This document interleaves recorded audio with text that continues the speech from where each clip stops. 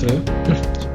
Hari ini kita akan membincangkan tentang falsafah jiwa baru seni bina moden yang ditulis oleh Le Corbusier pada tahun 1924. Jadi tulisan ataupun nukilan ni dia boleh dikatakan seminal ataupun sangat mempengaruhi seni bina moden pada ketika itu, dan prinsip-prinsipnya banyak mempengaruhi walaupun seni bina pada masa kini. Tajuk artikel yang ditulis oleh Le Corbusier adalah The New Spirit in Architecture, ataupun saya terjemahkan sebagai jiwa baharu seni bina. Artikel bahasa Inggeris itu adalah terjemahan daripada bahasa Perancis yang ditulis oleh Le Corbusier. Baik, Le Corbusier bermula dengan menulis satu lawatan ke tapak pembinaan untuk membuat sebuah empangan yang besar di pergunungan Alps di Eropah. Bagi dia, bila dia tengok empangan ni merupakan satu pencapaian teknologi moden dan sangat mengagumkan. Baik, dia mengatakan site ataupun kawasan sekitar tempat itu, dia punya pemandangannya sangat cantik, benar. Tetapi dia merasakan kesan sebenar adalah apabila usaha manusia yang berdasarkan kepada logik, sifat kreatif, sifat ingin mencuba, kepandaian dan keberanian. Jadi empangan itu merupakan hasil usaha manusia yang menggunakan fikiran yang waras, semangat manusia yang suka mencipta dan keberanian manusia. Jadi dia merasakan ada satu cabaran kepada landscape yang indah itu, iaitu apabila binaan yang dibina oleh manusia merupakan satu aspek keindahan juga yang perlu dikagumi. Dia pergi ke tapak tu ditemani oleh seorang kawan. Jadi semasa mereka mengikut jurutera tu, mereka sangat teruja lah dengan apa yang sedang diusahakan. Dia merasa kagum lah. Dia menyuarakan kekaguman, kedua-duanya menyuarakan kekaguman tentang apa yang dibuat oleh engineer yang jurutera yang berada di situ. Tetapi jurutera tu tergelak ataupun merasa pelik dan kurang faham kenapa kami dia lah, Le Corbusier dan kawannya tu rasa begitu. Bagi mereka biasa je. Bahkan dia orang kata, mungkin kamu ni tak betul kot, benda macam ni kamu kata cantik. Jadi Le Corbusier cuba menerangkan bahawa mereka rasa kagum dengan empangan tu sebab perubahan yang dibuat oleh usaha manusia melalui kejuruteraan ini boleh diterjemahkan dalam reka bentuk bangunan dan juga bandar.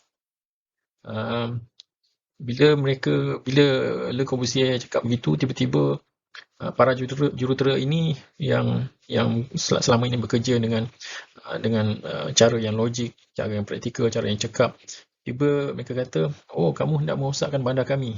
Teruk betul lah kamu ni.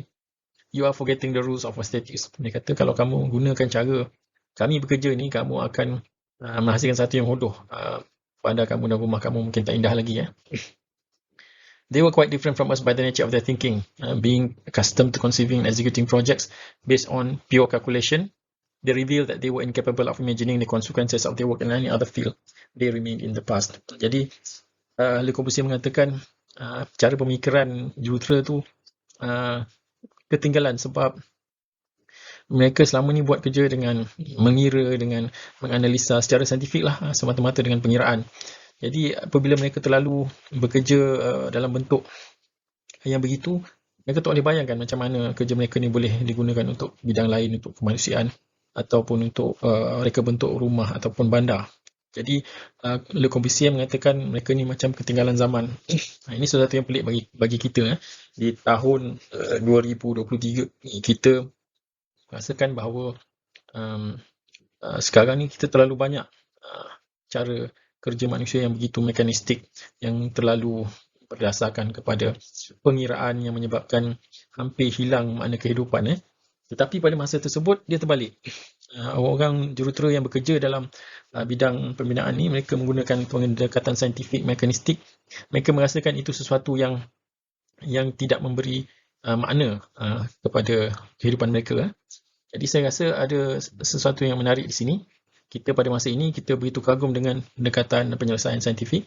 Tetapi jurutera pada masa itu, orang-orang yang yang terlibat dalam bidang sains pada ketika itu merasakan apa yang mereka buat tu sebenarnya tidak memberi makna ataupun tidak begitu baguslah untuk kemanusiaan. Ini sesuatu yang menarik. Kita kena ingat ini ditulis pada tahun 1924. Jadi kemungkinan pada masa itu manusia ni lebih berjiwa abstrak dan berjiwa seni. Tetapi Le Corbusier ni cuba membawa pemikiran tu kepada meniru apa yang berlaku dalam bidang kejuruteraan, dalam bidang sains untuk dibawa ke dalam seni bina. Seterusnya, Le Corbusier juga memerhatikan bahawa masyarakat pada masa itu berasa macam agak janggal, pelik dan mungkin tidak suka kemajuan ataupun mekanisasi yang terhasil daripada teknologi dan sains. Jadi dia sedar bahawa kemajuan teknologi dan sains ini sangat laju menyebabkan masyarakat agak pelik dan canggung untuk mengambil teknologi dan sains dalam kehidupan dan tamadun manusia. Tapi bagi Le Corbusier ini sebenarnya satu peluang untuk kita menghasilkan idea baru, untuk kita membina gagasan baru untuk berbagai-bagai perkara dalam tamadun. Terutamanya dia sangat menitik beratkan falsafah ini diterapkan dalam seni bina. Okay. Bagi dia bukan kita nak mengagung-agungkan teknologi dan sains ni, tetapi bagi dia kita perlu faham dan kita perlu menakluki kemajuan sains dan teknologi dan mekanisasi yang datang bersamanya, supaya seterusnya Le Corbusier berpendapat bahawa ada sesuatu dalam proses mekanisasi iaitu geometri.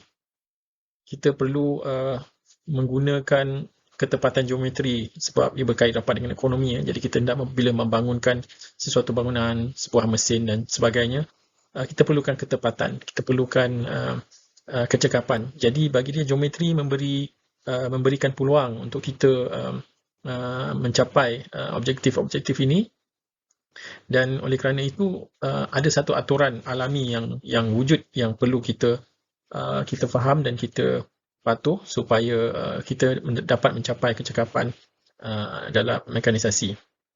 Dan dia juga mematikan apabila kita hendak membina sesuatu dalam teknologi moden ni, kita gunakan geometri, garis lurus, bulatan, kita gunakan bentuk-bentuk yang senang dilukis dan difahami. Jadi ini menjadikan reka bentuk yang terhasil daripada geometri ini simple dan abstrak tetapi murni.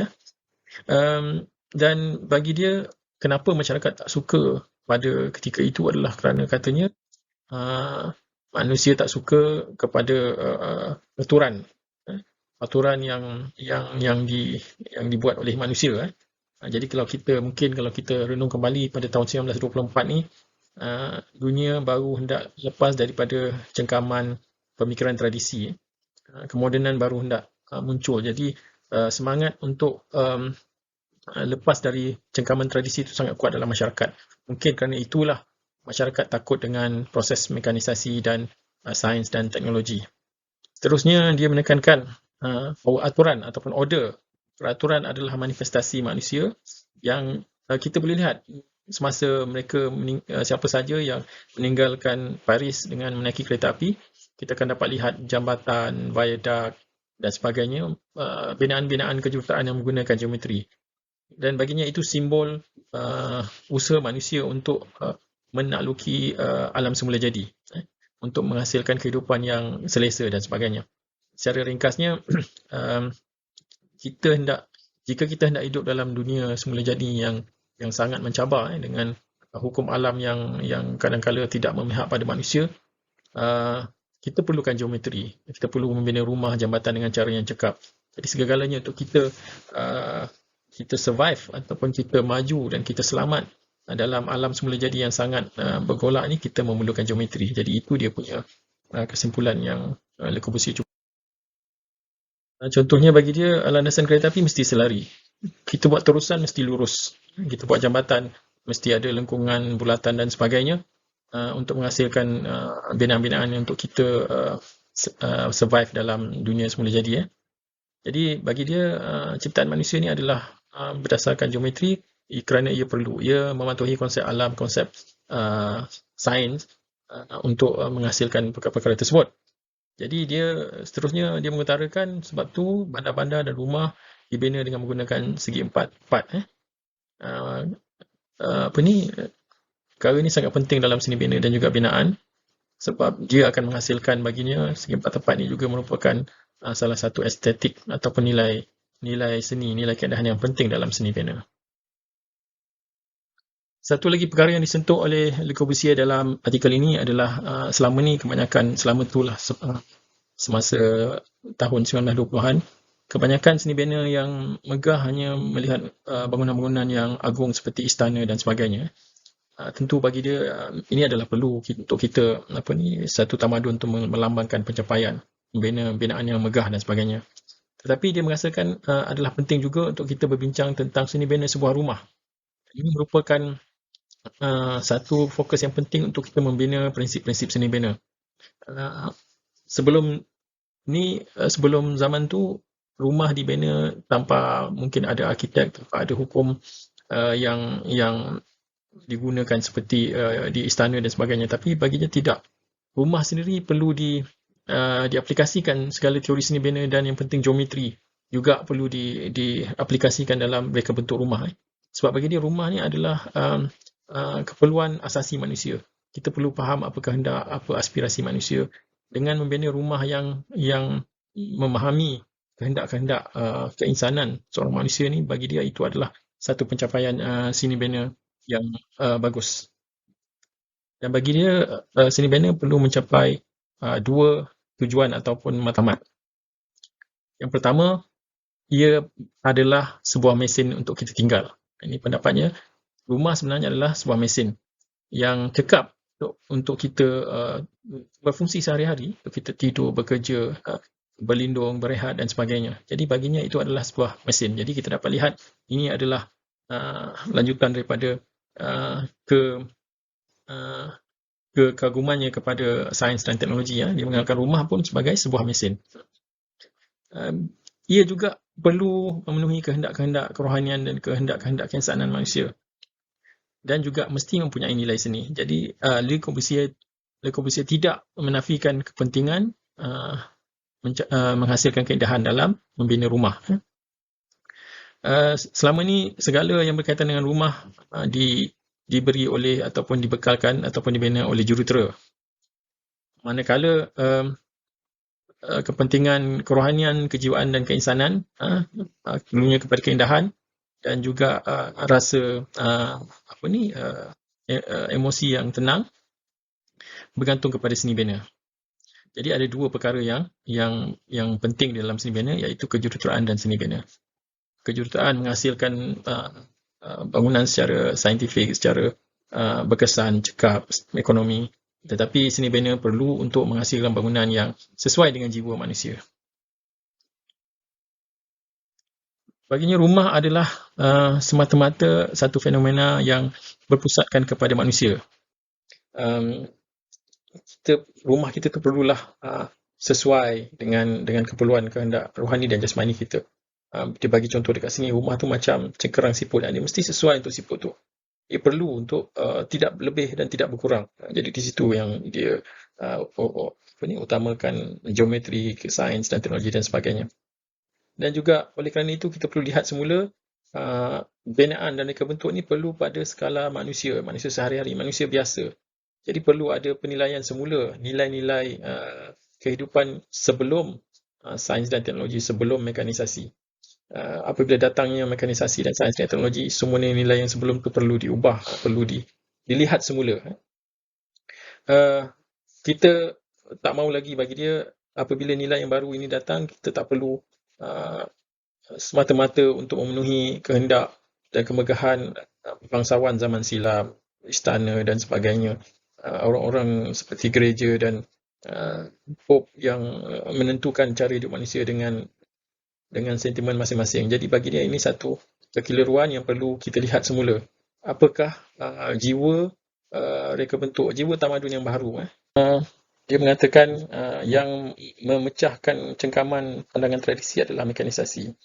Bila kita hendak membina rumah, biasanya kalau dahulu sebelum moden, ikut suka kehendak ataupun sewenang-wenangnya kehendak yang tidak berasaskan kepada skala manusia. Jadi dia kata kita kena lihat balik apa itu manusia dari segi saiz, badannya, ketinggiannya. Sebab sebelum ni seni bina zaman silam ada pintu yang besar sampai 3 meter besarnya nak menunjukkan kemegahan raja dan sebagainya. Jadi dia kata kita kena tengok balik saiz tikap, saiz pintu ni semua mesti betul-betul mengikut badan ataupun antropometri manusia. Sejak zaman dahulu manusia tak berubah, tapi cara kita oleh kerana di zaman klasikal apabila hendak menyuntik simbol kemegahan dan sebagainya, perkara ini telah dilupakan. Tingkap pintu yang besar, bangunan yang tinggi, tidak bersesuaian dengan skala manusia. Jadi dia kata ini perlu dilihat semula. Kita lihat, saya akan membaca tulisan bahasa Inggeris yang ditulis dari laman web yang ditunjuk di slide ini. Tajuk artikel yang ditulis oleh Le Corbusier adalah The New Spirit in Architecture. Okay. Ataupun saya terjemahkan sebagai jiwa baharu seni bina.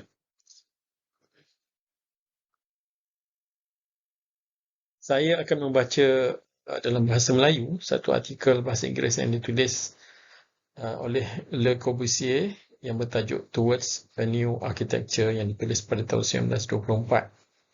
Saya namakan perbahasan kali ini sebagai jiwa baharu seni bina. Artikel bahasa Inggeris itu adalah terjemahan daripada bahasa Perancis yang ditulis oleh Le Corbusier dan penulis penterjemahnya adalah Tim Benton yang menerbitkan artikel bahasa Inggeris ni dalam majalah Architecture and Design 1890 to 1939, an international anthology of original articles.